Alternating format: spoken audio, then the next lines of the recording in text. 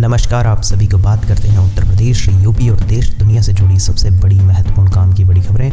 जानेंगे सारी खबरों को विस्तार से, शुरू से लेकर वीडियो को अंत तक देखते रहिए क्योंकि सारी खबरें बहुत धमाकेदार और बड़ी इंटरेस्टिंग होने वाली है।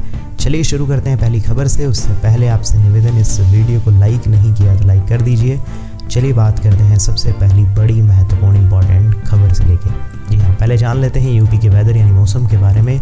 मौसम विभाग का अलर्ट, 5 दिन सुबह छाई रहेगी धुंध, रात को गिरने वाला है पारा यानी ठंड बढ़ जाएगी। जी हाँ, आपको बता दें मौसम विभाग ने अलर्ट जारी कर दिया है और जानकारी दी है यूपी के शहरों में अगले 5 दिन धुंध छाई रहेगी, साथ ही रात का पारा गिरेगा जिससे ठंड बढ़ी हुई नजर आएगी।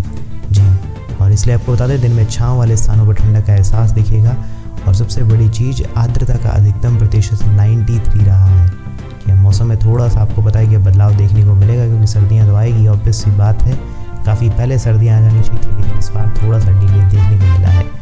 चलिए इसी के साथ बढ़ते हैं और जान लेते हैं अगली बड़ी महत्वपूर्ण खबर। जी हाँ, यूपी उपचुनाव में बीजेपी की बड़ी जीत पर सीएम योगी की पहली प्रतिक्रिया, बंटेंगे तो कटेंगे नारा दोहराते हुए कही कुछ बातें।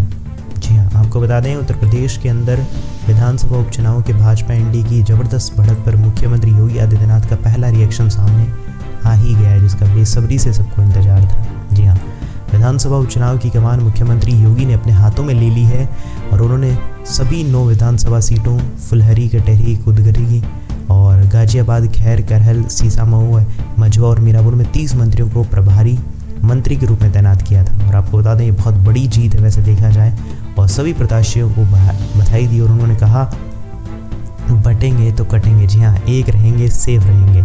जी हाँ, ऐसा करके उन्होंने कुछ बताया, बोला। बाकी आपका इसके प्रति कोई विचार हो तो मुझे एक बार कमेंट्स में बताइएगा। जनता को पसंद आया सीएम योगी का नया नारा, बटेंगे तो कटेंगे। जी हाँ, साथ रहेंगे तो सेफ रहेंगे। चलिए इसी के साथ बढ़ते हैं और जान लेते हैं अगली बड़ी खबर। जी हाँ, आपको बता दें यूपी उपचुनाव 31 साल बाद इस मुस्लिम बहुल सीट पर कैसे जीती है बीजेपी। जी हाँ, आपको बता देना चाहते हैं एक देश की राजनीति में शनिवार के दिन महाराष्ट्र और झारखंड विधानसभा चुनाव के नतीजों में चर्चा होती रही, लेकिन यूपी में सियासी हलकों पर चर्चा रहा कि एक सीट जिस पर बीजेपी ने उपचुनाव में जीत हासिल की। जी हाँ, बात हो रही है उत्तर प्रदेश के विधानसभा की सीट जिसने 2024 के उपचुनाव से पहले भारतीय जनता पार्टी में आखिरी बार 1993 में जीती थी और ये मुरादाबाद जिले की कुदरकी की विधानसभा सीट है। जी हाँ, जो कि अभी तक कोई जीत ही नहीं पाया था। 31 साल पहले बीजेपी ने इस सीट को जीता था और बता दें ये बहुत बड़ी जीत है वैसे देखा जाए तो। वाकई में कुछ तो चीज़ अलग की है तभी जाके ये जीत मिली है। ठीक है, चलिए इसी के साथ बढ़ते हैं और जान लेते हैं अगली बड़ी खबर। उत्तर प्रदेश में होने वाला है सबसे बड़ा बदलाव, सीएम योगी ले सकते हैं एक फैसला। आपको बता दें योगी सरकार नजुल अध्यादेश को लेकर आक्रामक है। यूपी की कैबिनेट बैठक में एक बड़ा फैसला हो सकता है। जी हाँ, क्या है इसके बारे में थोड़ा बता देते हैं। इस अध्यादेश को मामूल संशोधन के लिए शुक्रवार को उत्तर प्रदेश की कैबिनेट में होने वाली मीटिंग में रखा जा सकता है।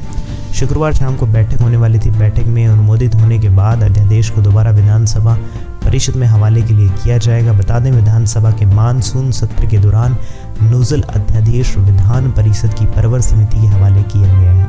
जी हाँ, चलिए इसी के साथ बढ़ते हैं और जान लेते हैं अगली बड़ी खबर। जी हाँ, योगी वर्सेस अखिलेश। जी हाँ, आपको बता दें 27 की सियासत के लिए यूपी उपचुनाव के नतीजों के मायने यहाँ से बदलेगी रणनीति। आपको बता दें यूपी उपचुनाव के नतीजों से साफ होता है कि अखिलेश यादव का पीडीए दाव कितना कारगर रहा। वहीं यह भी पता चलेगा कि सीएम योगी आदित्यनाथ की मेहनत की और चुनावी दौर के दौरान जो बटेंगे तो कटेंगे की रणनीति कितनी असरकारी रही। इस चुनाव में सपा यह सिद्ध करने की कोशिश में रही कि 27 में वही मुख्य रूप से मैदान में होगी। जी हाँ, बाकी आपको क्या लगता है इसके प्रति कोई विचार हो तो मुझे बताइएगा। बाकी देखते हैं आगे आने वाले समय में क्या होता है, बीजेपी और कितना कमाल करती है। चलिए इसी के बाद बता दें आपको राशन कार्ड धारकों की हो गई है मौज, दिसंबर से मिलेगा एक्स्ट्रा गेहूँ। जी हाँ, प्रधानमंत्री गरीब कल्याण अन्न योजना के तहत कुछ नियमों में बदलाव हुआ है और इसके तहत गरीबों को काफ़ी अच्छा फ़ायदा मिलने वाला है। जी हाँ, प्रधानमंत्री गरीब कल्याण योजना के तहत आपको गेहूं के अंदर और चावल में थोड़ा सा अंतर था। जी हाँ, अब इसके हिसाब से आपको थोड़ी और मदद मिलेगी और काफ़ी अच्छा फ़ायदा मिलेगा। जैसे 14 किलो गेहूं और 21 किलो चावल जो थे वो निर्धारित किए गए थे, इसमें आपको कुछ फ़ायदा मिलेगा। दिसंबर माह में आवंटन और भविष्य की योजना है, गरीब लोगों को मिलेगा और अनाज। जी हाँ, कोई भी भूखा न सोए। चलिए इसी के साथ बढ़ते हैं और जान लेते हैं अगली बड़ी खबर। महाराष्ट्र चुनाव के नतीजे, अब उद्धव ठाकरे की राजनीति का क्या होगा। आपको बता दें एक बहुत बड़ी जीत है महाराष्ट्र के अंदर भी बीजेपी की। जी हाँ, राज्य की कुल 288 विधानसभा सीटों के चुनाव और रुझानों की महानीति गठबंधन 230 से ज़्यादा सीटें पर जीती है और वहीं महाराष्ट्र विकास अघाड़ी का आंकड़ा 50 के नीचे ही सिमट सकता है। वाकई में ये तो पूरी तरह से एक प्रकार से खेला ही हो गया। चलिए इसी के साथ बढ़ते हैं और जान लेते हैं अगली बड़ी खबर। जी हाँ, आपको बता दें महाराष्ट्र विधानसभा चुनाव में महायुति एक बार फिर से सरकार बनाने में कामयाब रही। राज्य में बीजेपी को 132, शिवसेना को 57 और एनसीपी को 41 सीटों पर जीत हासिल हुई है। जी हाँ, जो कि वाकई में बहुत कमाल का प्रदर्शन रहा। चलिए इसी के साथ बढ़ते हैं और जान लेते हैं अगली बड़ी खबर। जी हाँ, प्रदूषण से कब मिलेगी राहत, किसान से दिल्ली में खतरनाक स्तर पर बरकरार है EQI, जाने पॉल्यूशन लेवल। आपको बता दें केंद्रीय प्रदूषण नियंत्रण बोर्ड CPCB के अनुसार आज सुबह 7 बजे से दिल्ली में 24 घंटे का औसत समग्र जो EQI है वो 421 है, जो कि गंभीर श्रेणी में है। वहीं दिल्ली के 39 स्टेशनों से 28 स्टेशन गंभीर या अत्यधिक गंभीर श्रेणी में। देख सकते हैं आप एक बार नज़ारा, कितना ज़्यादा पॉल्यूशन है। जी हाँ, और ये पॉल्यूशन सर्दियों में इसीलिए ज़्यादा हो जाता है क्योंकि जितना भी पॉल्यूशन है वो साथ साथ में जो वायु की बूंदें होती हैं उनके साथ मिक्स हो जाता है इस वजह से। तो वाकई में बहुत बुरा हाल देखने को मिल रहा है। दिल्ली के अंदर सबसे ज़्यादा हालत ख़राब है। जी हाँ, क्योंकि सबसे ज़्यादा जा रहा है, बाकी शहरों में इतना नहीं है और शहरों में भी है, लेकिन दिल्ली में सबसे ज़्यादा देखने को मिल रहा है। ठीक है, पोज करके आप एक बार पढ़ लीजिएगा तभी थोड़ा आपको आइडिया लग जाए। ठीक है, आपको समझ आ जाए दिल्ली के जो सबसे हालत ख़राब चल रही है उसके बारे में।